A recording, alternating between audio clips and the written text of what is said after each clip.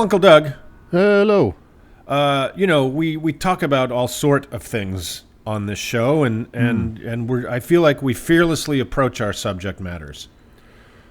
Yes. Which is weird that today I'm feeling a little fearful about the subject matter. Why is it that whenever I do a how-to, you guys get all terrified and shit? I think you should ask yourself that question, Dan. I think I'm just braver than you are. That must be it. So tell us, Dan, what are you how-toing today, buddy? Okay, here's the deal. Yeah.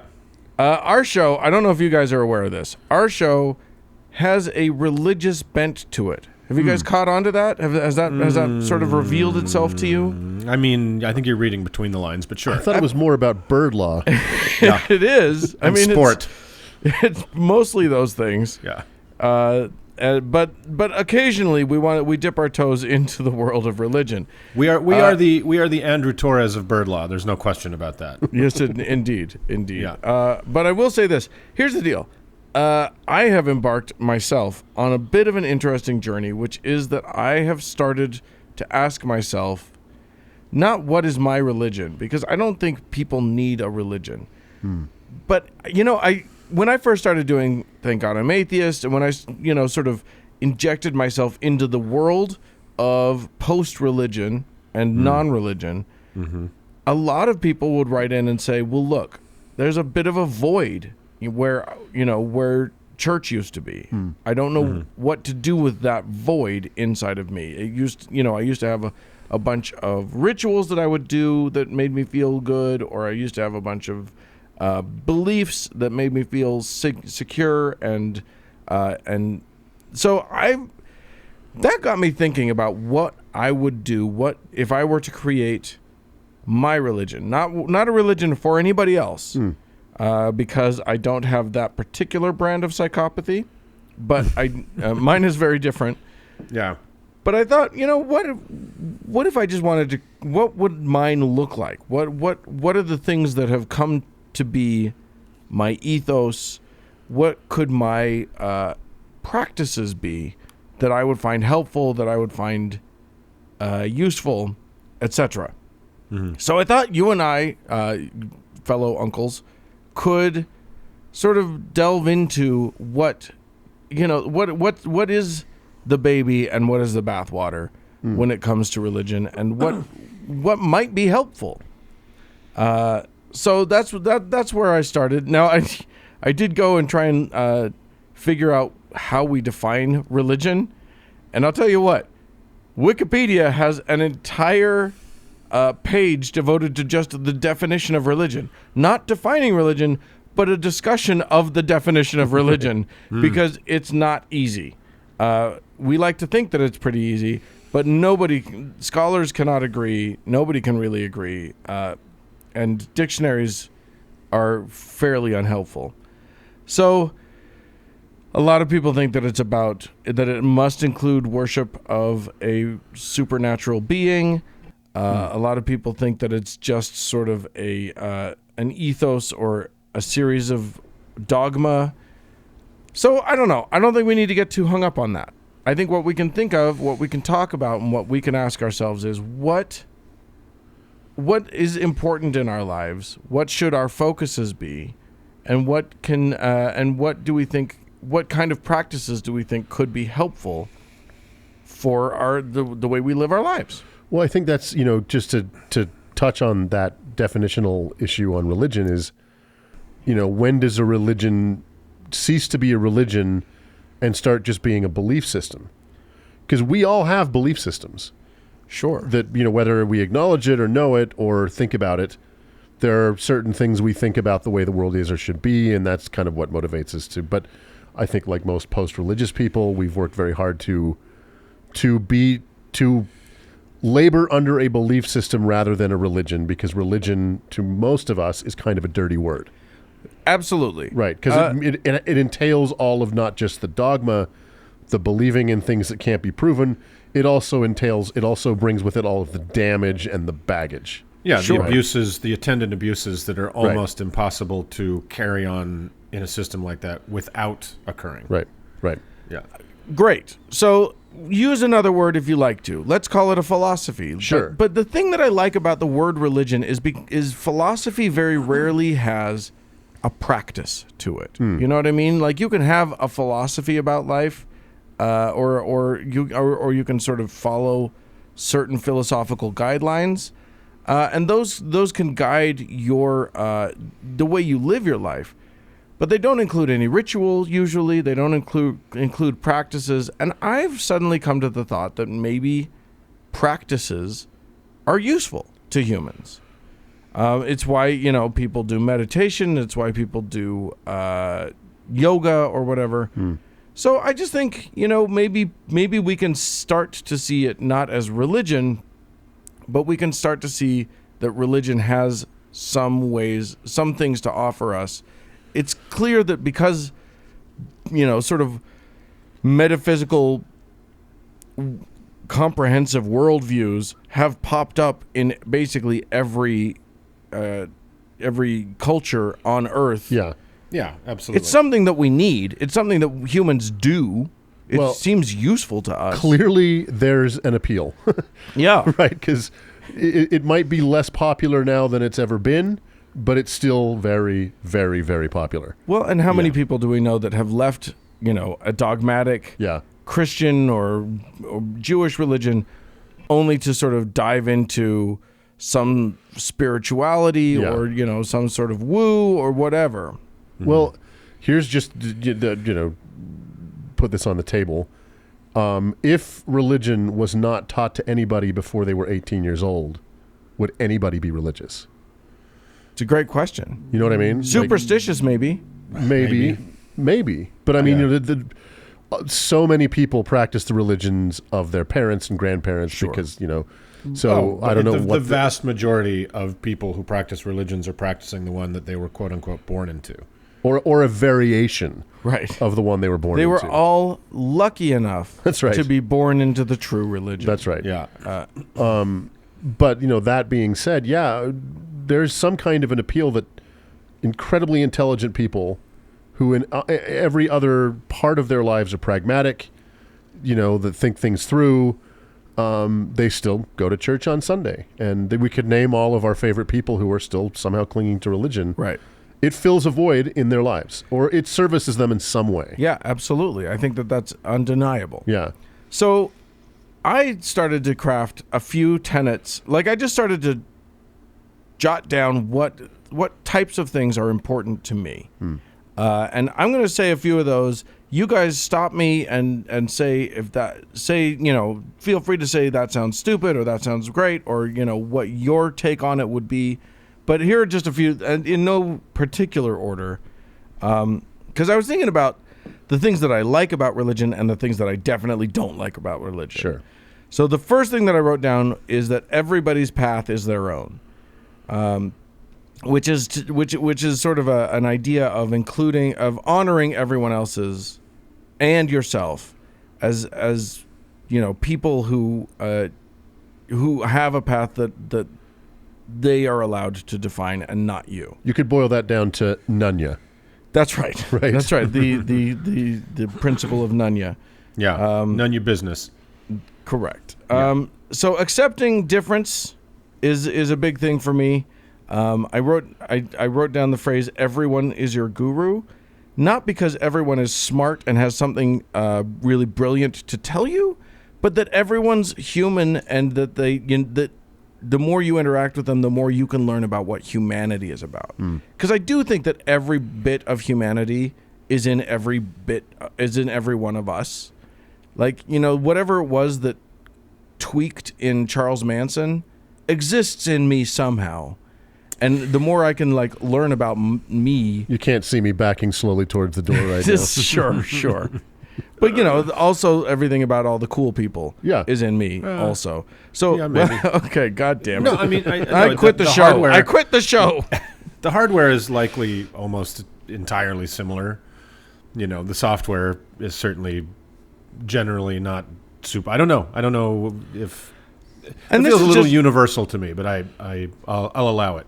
Here's the thing. I could be wrong, and that's another pretty important part of my ethos is always I could be wrong. Yes. So I strongly second that. Like, that is, whenever I'm drawn into any kind of, some Christian wanting to combat online or anything, it's like, the difference between us is I start from I could be wrong. You come from this can never be wrong. This can't. Right. It is impossible that this is wrong. You have to enter any discussion, argument, or debate with leaving a door in your mind open to the fact that you could be convinced of something you don't currently believe. Yeah, absolutely. Sure. Yeah. And so that gets to like part of sort of what I decided was the main thrust of my religion.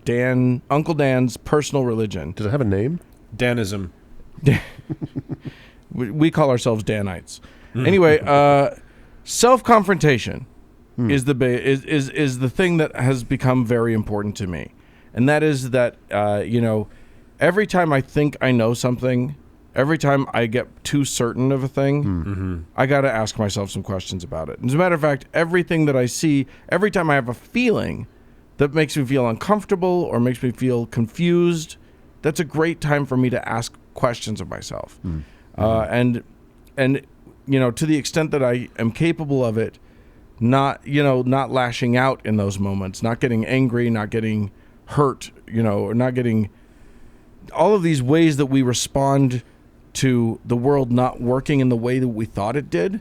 Those are moments where if I can have the presence of mind to self-confront rather than aggress outward, I feel like that's the smart thing to do, or that has served me well in the past. Well, and I think we can all agree to this.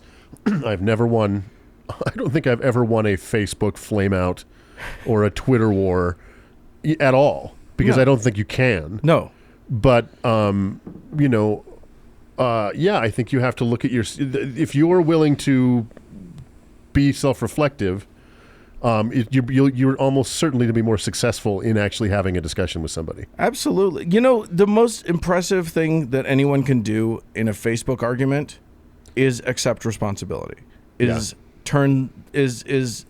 to be compassionate too. Did you guys ever see the moment where Sarah Silverman confronted some Twitter troll and literally just started to say things like, "I'm sorry, it sounds like you were hurt by something." Right. Yeah. And he's lashing out and calling everybody a bitch and a cunt and whatever. Yeah. And she just patiently was like, "Tell me about when you were hurt. Why are you so angry? Why are you in so much rage?" And I'm sorry about this, and it sounds like things were really painful for you. And it turns around so quickly. Right. And And it turned out suddenly he had chronic pain, and she's like, "Oh, well, let's see if we can find someone to help you with that." And she did. Someone did. Wow. Yeah. And it's like that's the only way that you're going to ever win a flame war is by not flaming. Yeah. Well, I guess to your burgeoning religion, before we have a schism, I would contribute my, what I think is the fundamental to whatever faith I would create. Yeah. Empathy. Love it. Because, everything we're seeing right now in our world that is so horrifying, children in cages, this anti-immigrant fervor, the anti-gay fervor that's growing around the world. It's just, if you could just see it from their perspective, you know what I mean? Like, just put yourself in the shoes of a mother carrying her child across Mexico. What that person is going through, what they're braving. And she's just trying to bring drugs, Doug. That's right. She's trying to get her anchor baby. Right. If you can put yourself into her mind for just a few minutes, and then you're still okay with her child being in a cage, then I don't know what to say to you, but I don't think you will. Oh, sure. You're okay with her, but when I say I'm Charles Manson, you get all judgy. But I think, just being empathetic, just saying, and empathy for empathy's sake. Yeah. Not, I'll empathize with you if you agree or you come to me, come to my side of the argument, or you see it the way I see it. Right. I just want to see the world through your eyes for a moment. Yeah. And I think empathy is practice, right? As the yardstick by which you measure the world, right? Anyway, to me, and I know to you guys, and my humanism informs my atheism, and so I have to start from a place of empathy, even when I'm really pissed off, right? Well, and the tricky part is, like, it's easy for us bleeding heart liberals to empathize with a mother carrying her child across the desert. Yeah. It's harder when someone asks you to empathize with Donald John Trump, or Well, hopefully no one ever asked me to do that. well, you're the one who said it's empathy. You were the one who was. You know what? That is a fair point, and I would say that I am on the record not being a fan, and you don't have to like people just to, you don't to have to like empathize them. with them. No. But I'm sure many others have thought about what it is that brought Donald John Trump to be what he is today. Exactly Yeah. right. Because I don't know if I can put myself in his head Right. now. Right. Yeah. But His you can see the damage. dazzlingly stupid head. Yes, Yeah. it was just a nest of rats. Yeah. Sorry, but true. But you can look at what the markers in his life, Yeah. the damage done to him by his father that he's now doing to his children, Yeah. the to the dysfunction, world. To the world. the fact that he cannot look at a woman as another human being. That happened to him. Yeah. Something Yeah. happened to him in his past that made him this way. Now that See, doesn't I mean think- that because we've found an empathy for him, we have to like let him just do whatever he wants. No. Or Right. he's not responsible for his actions. Right. I think you can kind of hit the pause button on a character like that and say, yes, he has caused tremendous harm and will continue to cause tremendous harm until, he's 6 feet under. And yet his movement will continue to cause harm after that. But you can hit the pause button on all of that. And like Doug was saying, look at the history that led up to this piece of trash. Yeah. And if he wasn't such a monster, it's pitiful. It's Yeah. a pitiful, sad story of a human being, that maybe wasn't born emotionally defective like he is, but that was inflicted upon him. Yeah. And so it's sympathy for the fucking devil. And I know that's a weird thing, but that understanding of people makes them no longer two-dimensional, right? There are no saints, there are no villains. Everybody's someplace in between. And the act of empathy and trying to understand how a person arrived at a place is how you allow that depth of understanding to happen, right? As Dan was saying. How are we going to distill this into a platitude? Because I feel like none of this works until we can. It's funny. Blessed are the peacemakers. No, It's I'll funny. figure it out. You should say that there's an exercise I've seen done where, in regards to the Ten Commandments, Yeah. the Ten Commandments are supposed to be God's perfect set of laws. that we've discussed in this show many times, are far, far, far, far, far from it. But if you gave everybody in a room a 3x5 card, a pen, and 5 minutes, they could come up with a code of living or something, some kind of a maxim Right. superior to the Ten Commandments. You know what I mean? Like, we could do this. We could Yeah. say, like, okay, whatever this dictum is, your first You said dictum. your first thought of another person should be from their perspective, or something like that. Right. Right. Yeah, I mean, I think that's all of this is valid stuff. I think the point here is that I think there's value in sitting down and asking yourself, what is my value system? What is important to me? And then dig deeper. You know what I mean? Like, get under the thing. So if you say your value system is empathy, can you apply that to the hard cases? Can you Yeah. keep applying that? I think it's critical. If that is part of your value system, what's the point of empathy if you only apply it to those with whom you agree and whom you love? Yeah. Right. Yeah. Exactly. If you apply it to the awful people in your life or in the world, then you also understand them better. And so many people turn off empathy the second somebody isn't what they thought they were. Yeah. Well, it's easier to just cast somebody as a two-dimensional character, right. because you see these people clamoring for people to be in cages. Yeah. I so viscerally disagree with that point of view that it is troubling for me to try and see what they might have a point. or to see what their point they think their point is. Right. You know what I mean? Like, yeah, I don't want to do that. It's so much easier to cast their point as to set up a straw person of their point, Right. And just cast them as bad people. They're clearly just evil. They're stupid or they're whatever. But no, they're not. One of my first impulses whenever I see the pictures of and they're generally older, the frothing, screaming, snarling Trump supporters at his rallies, clearly attacking the press person who's taking their picture. Right. My real first impulse is, what happened to them? Yeah. Why are they doing this? Why are they behaving this way? And I'm sure I disagree with them about everything in this life, but I feel bad.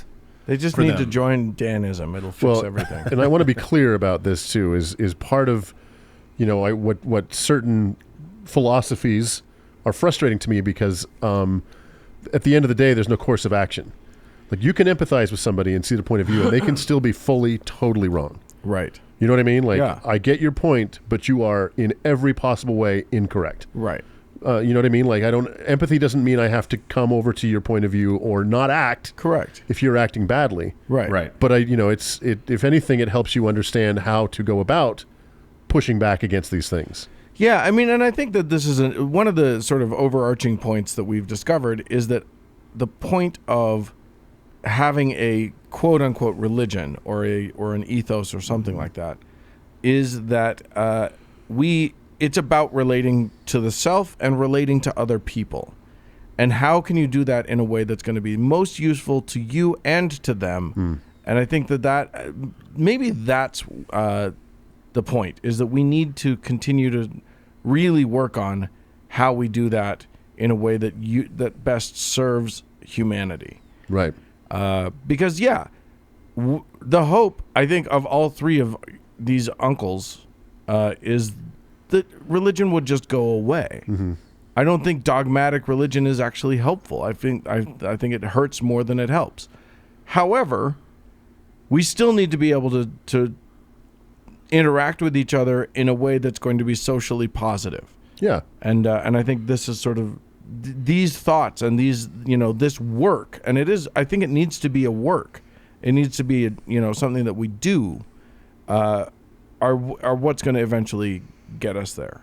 Well, and this is one of, if there's a theme to this podcast, it's religious hypocrisy. Right. Right. If these are convictions and these are, things that you want to live by, you're right. That you have to apply them when they're the hardest, which we see so many religious people immediately cast away. What are the harder parts of their religions when the going gets tough? Right. And if casting empathy is your dictum. Sorry, we got to get you again. And then you don't do it when it's hard. Then it's not a part of your belief system. It's just something written on the dirty car window. Yeah, you need to figure out something that's gonna guide you on a deeper level. Right. Or you need to find a way to commit more fully to your own philosophy. Yeah. Then again, I could be wrong. Well, there you go. I'll tell you one thing, Uncle Dan. Very good. I think back on all the rituals and things we used to do as Mormons. Mm-hmm. There is not a one of them that I miss. Right. None. They didn't serve anything. They didn't serve anything. They were busy work. And busy work is, if a ritual is busy work, what's the fucking point? I don't know. Maybe some people really dig that stuff. I don't know. I mean, sure. I wish I'd been raised as a whirling dervish or something like that. There you go. You are good at turning around. It's true. You're very good at spinning. Go out and have this conversation with your friends or something. I don't know. I've got nothing to offer so much as just questions, but I just thought it was an interesting question that has come up repeatedly since I started atheist podcasting. And I just wanted to get you guys' take on it. Mostly Mark's, so thanks for chiming in so much. I really enjoyed listening to this segment, guys. Get out there, listeners, and start yourself a cult, because we need material. That's right. With that, let's just move on. Let's move on.